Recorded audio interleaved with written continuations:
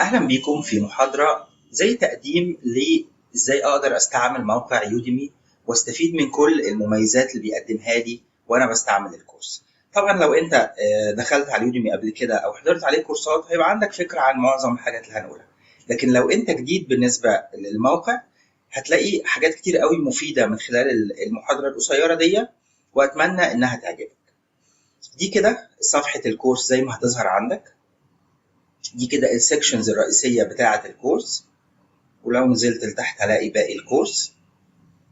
هنلاحظ بعض العلامات، علامة تشيك الخضراء هنا دي معناها ان دي محاضرة انت حضرتها بالكامل. دول كمان هنا في نص علامة، دي معناها ان انت بديت في المحاضرة لكن لسه ما كملتهاش. هنا بيظهر لي المحاضرة اللي انا هكمل فيها، لو انا عايز اكمل اخر نقطة وقفت فيها في الكورس بدوس على علامة بلاي هنا بيكمل لي من اخر نقطة انا وقفت فيها.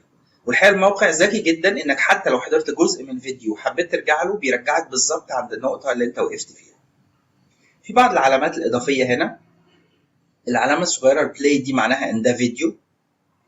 العلامة دي هنا معناها ان في ديسكشن مناقشة خاصة بالمحاضرة دي. اللينك ده بيقول لك ان في external resources، يعني في لينك رابط لحاجة انت ممكن تستفيد بيها في المحاضرة دي.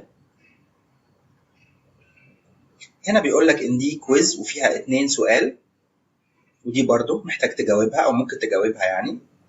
هنا بيقول لك المحاضرة دي عبارة عن ارتكل او تكست، ما هياش فيديو، وممكن تعمله داونلود لو انت عايز تحمله عندك.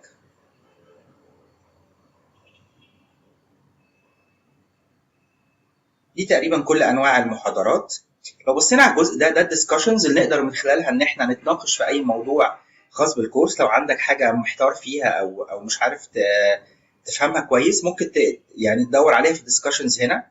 لو مش لاقي الموضوع بتاعك ممكن انت تبتدي ديسكشن جديد عن طريق زرار اد ديسكشنز. بعمل كليك هنا، بكتب العنوان بتاعي هنا اهو، وبكتب هنا الكلام اللي انا عايزه واقول بوست. كده الديسكشن بيظهر على الموقع ليك وللناس كلها، بحيث ان لو عندك سؤال انا اقدر اجاوبك عليه، او لو حد من الناس اللي بتاخد معاك الكورس عنده اجابه او مناقشه ممكن يقول رايه برضه. لو انت كتبت موضوع وعايز تعدل فيه بتيجي هنا بدوس على علامه البنسل دي بيديني اديت، وطبعا ده ديليت لو انا عايز امسح الديسكشن اللي انا حطيته. طيب تعالوا ندخل على محاضره زي كده ونشوف ايه الكنترولز اللي عندنا جوه المحاضره نفسها. هنا زي ما شايفين بيبقى عندي هنا الفيديو الرئيسي اللي انا بتفرج عليه، هو دلوقتي بيحمل. عندي هنا من اليمين القائمه بتاعه المحاضرات كلها.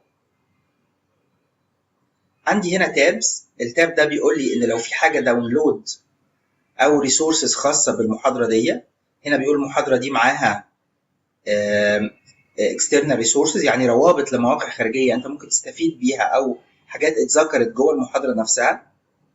ده مثلا ارتكل عن ازاي تحسن لغتك، ده موقع بيعلمك ازاي تعمل كونفرت للتايم زونز، وده موقع تاني برضو خاص بالتايم زونز. هنا دي الديسكشنز الخاصه بالمحاضره، لو في ديسكشن خاصه بالمحاضره دي بالتحديد هتلاقيها هنا، او لو انت عايز تبتدي ديسكشن خاص بالمحاضره دي ممكن برضو تعمله بوستنج من هنا، مش شرط من بره الكورس.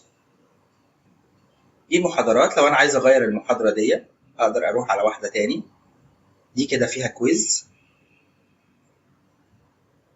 تمام. لو هجاوب بقول له ستارت كويز، عايز ارجع لحاجه قبل كده بقول له previous lecture.